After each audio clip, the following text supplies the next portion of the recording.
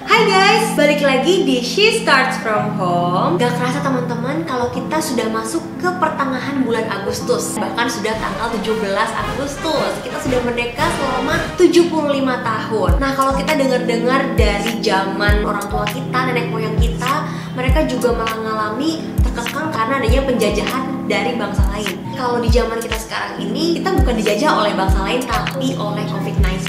Pasti teman-teman udah gatel banget nih, ada yang pengen liburan kan ke luar negeri, ataupun jalan-jalan, ketemu sama teman-teman, ketemu keluarga, bahkan buat teman-teman yang mungkin lagi perantau, pengen cepet-cepet pulang kampung. Tapi sayangnya itu semua belum bisa, karena kita masih belum bisa merebut kemerdekaan dari pandemi COVID-19 teman-teman. Berasa nggak sih, dimana lama-kelamaan ini semua bisa jadi lifestyle buat kita. Dari yang biasanya harus pergi ke kantor, mungkin ada yang masih ke sekolah, atau waktu kita mau beribadah, semua tuh membutuhkan waktu dan persiapan untuk perjalanan ke sana. Mandi-mandi udah wangi, naik KRL, ada yang naik busway, macet-macetan, sempit-sempitan, desek-desekan gitu kan. Ketika kita sampai ke lokasi yang kita mau tuju, itu kita udah nggak maksimal.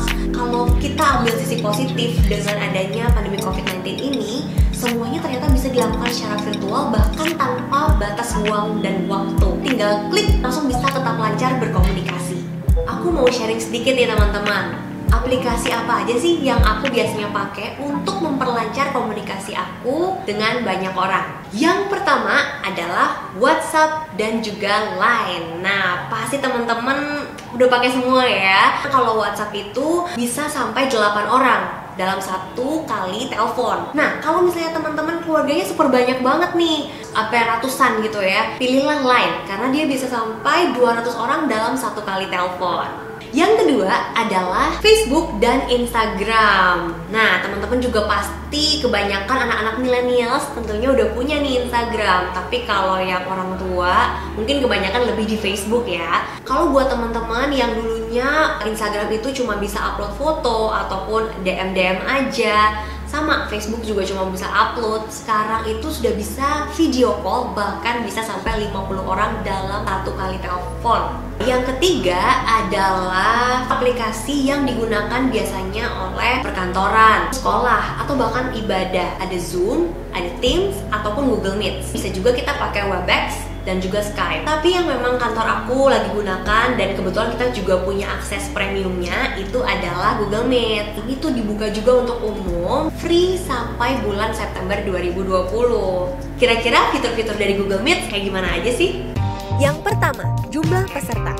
Google Meet ini muat banyak loh, bisa mengundang hingga 100 peserta untuk pengguna G Suite Basic, 150 orang untuk pengguna G Suite Business, dan 250 orang untuk pengguna G Suite Enterprise. Bahkan untuk meeting berskala besar yang melibatkan ribuan orang, teman-teman bisa pakai fitur live streamingnya, di mana meeting tersebut bisa ditampilkan secara live di YouTube dengan kapasitas hingga 100.000 orang. Yang kedua, fleksibel dan mudah untuk digunakan. Meet ini mempunyai kemampuan untuk bergabung dari web atau melalui aplikasi yang diinstal oleh pengguna smartphone Android dan juga iOS. Even dengan nomor dial-in pun, peserta bisa mengikuti meeting tersebut. Cukup set schedule meeting dengan mengundang peserta yang diperlukan, maka link Google Meet ini akan muncul otomatis sebagai link untuk video conference-nya. Yang ketiga, integrasi. Google Meet ini terintegrasi dengan search engine Chrome dan seluruh fitur G Suite penggunanya, mulai dari Gmail, Google Calendar, sampai dengan fitur dokumen Google lainnya. Google Slide juga punya fitur Presenter View untuk memudahkan presenter membacakan dialog yang tidak ingin dimunculkan pada saat presentasi. Ada juga fitur quiz yang bisa dipakai oleh presenter, baik untuk mengumpulkan pertanyaan maupun untuk mengumpulkan jawaban quiz. Fitur ini ngebantu banget buat meeting live streaming di mana audiens yang menonton meeting tersebut tidak memiliki akses video dan audio, sehingga masih bisa tetap interaktif tanpa mengganggu jalannya meeting. Yang keempat adalah enkripsi. Layanan enkripsi video saat ini memang harus ada di setiap aplikasi video conference. Kenapa? Dengan adanya layanan enkripsi video, maka data kita tidak akan disalahgunakan teman-teman. Google Meet memberikan layanan tersebut untuk menjaga kerahasiaan data para penggunanya, supaya kita tidak khawatir akan pencurian atau jual beli data kita. Fitur ini diangkat karena menyusul dengan banyaknya keluhan dari pengguna platform video conference yang lain terkait dengan keamanan. Kalau kalian ingin mengupgrade fitur-fitur Google Meet jadi bisa lebih lengkap, Chrome Web Store, di mana extension tambahan untuk Google Meet ini ada banyak banget dan bisa membantu juga supaya meeting kalian bisa berjalan dengan lebih mudah. Mulai dari Grid View untuk menampilkan semua attendee di monitor, attendance untuk mencatat absensi, dan lain-lain. Nah, buat teman-teman kalau misalnya lagi meeting by Google Meet dan pengen pakai filter-filter yang lucu-lucu ataupun nanti bisa ada blush on dan lain-lain supaya kelihatan lebih make up gitu ya, bisa teman-teman pakai Snap Camera. Jadi teman-teman langsung download aja Snapcam-nya dan pada saat di bagian setting, bagian Google Meet tinggal di change deh pakai video Snapcam gitu teman-teman.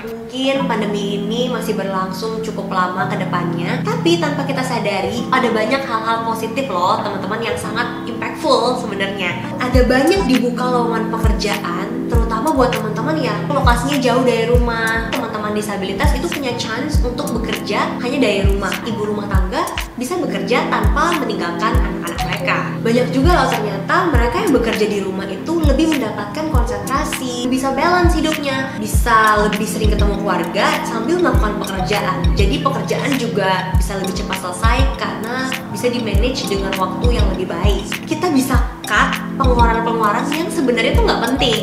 Seperti contohnya transportasi untuk ke kantor, makan di luar, jajan-jajan, nongkrong-nongkrong, membeli barang-barang yang nggak terlalu dibutuhkan karena saking seringnya cuci mata. Kita semua juga akan jadi lebih termotivasi karena kita memiliki keseimbangan dalam waktu bekerja, bahkan bisa lebih meningkatkan produktivitas kita. Ya itulah tadi teman-teman, sedikit sharing dari aku terkait fitur-fitur ataupun aplikasi yang bisa kita gunakan selama lagi pandemi kayak gini. Dan semoga pastinya ini semua bermanfaat. So, keep happy, stay healthy, dan tetap produktif.